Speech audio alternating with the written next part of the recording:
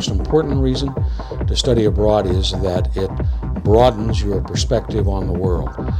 When you begin to see the United States from the eyes and the perspectives of people in other countries, then it opens your mind a bit. I think it's also very helpful for students to study the language that they want to study in the country where people speak it.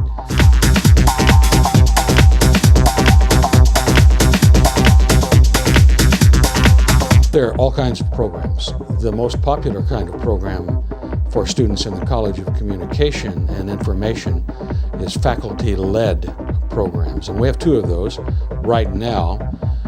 Dr. Ken Levine's program to France and Belgium, and then the program that is in Cyprus in journalism and electronic media. For coming years, we are looking at faculty-led programs to England, to London in particular, to India, to Brazil, and to Puerto Rico.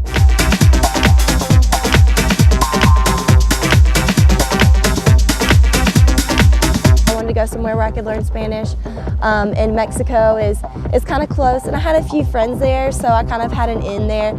And I went to Guadalajara because it's really the cultural center of Mexico. You know, thinking about what kind of experience you want, what kind of culture you want to immerse yourself in, just little things like that.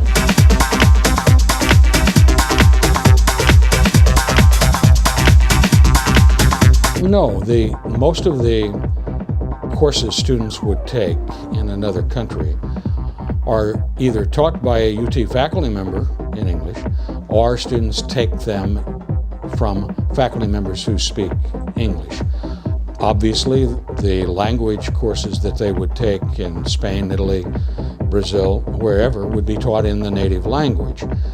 But most of the courses are taught in English. Most of our students prefer to go to English-speaking countries, so most popular destinations still are United Kingdom, Australia, and New Zealand.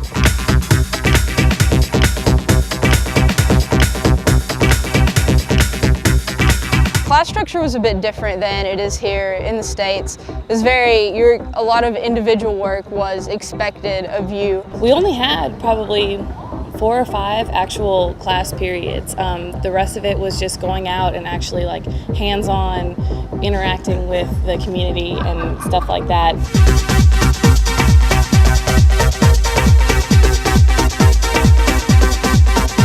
Lived at Cité Universitaire, and it was just a international university for kids from everywhere. They have dorms for they have dorms for Canada, and they have dorms for the US, and they have dorms for Korea, and they have specific dorms for each I guess group of kids, and it's supposed to kind of simulate you being at home, which is kind of cool. I lived with a host mom. She was 72 and retired, and she was possibly the most influential woman on my life. She was great, smart, brilliant.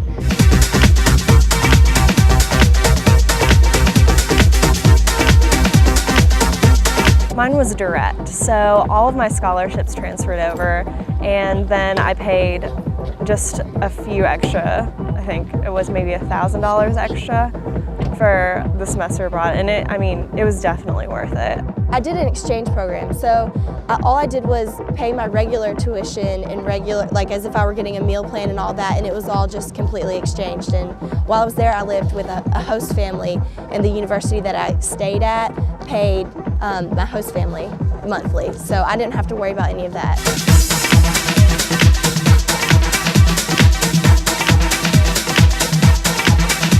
The schedule was pretty flexible.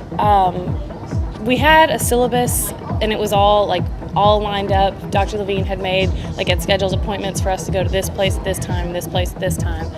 So during the week it was pretty structured, but on the weekends we were free to do whatever we wanted. My program, they offered student trips, kind of like field trips, I guess, for lack of a better word. And they charter you, and they book the hostel and everything, and those were pretty cheap. But also, they have airlines that are super cheap, so you can just kind of keep your eye on prices and, maybe get flights for as cheap as £1. It's really cheap to travel as long as you just, kind of research the right ways to do it.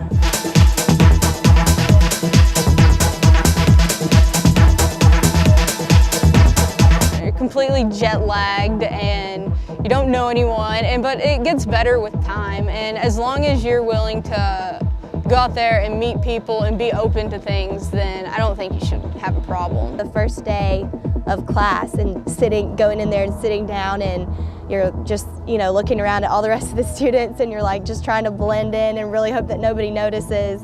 But then as soon as people found out that I wasn't from there, it wasn't like they pushed me away. They really just like pulled me in and really wanted me to get to know everything. I was just scared of being, I guess, that far away from my family and being in a country where they don't speak as much English.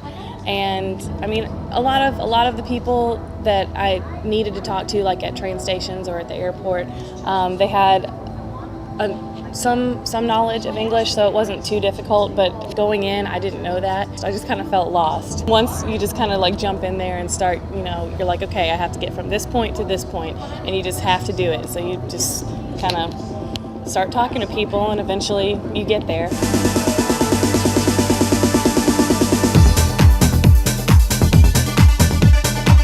Definitely research the culture before you go and know exactly what you want to see before you go. Well, I think they need to think about where they want to go and narrow that down to 1 or 2 countries, and then start doing research on those countries. So where in the countries do they want to go? What do they want to see? What do they want to learn? What do they want to do? The more they know about the history of the country, the culture, the customs, the socially accepted behaviors, will help them overcome any possible culture shock.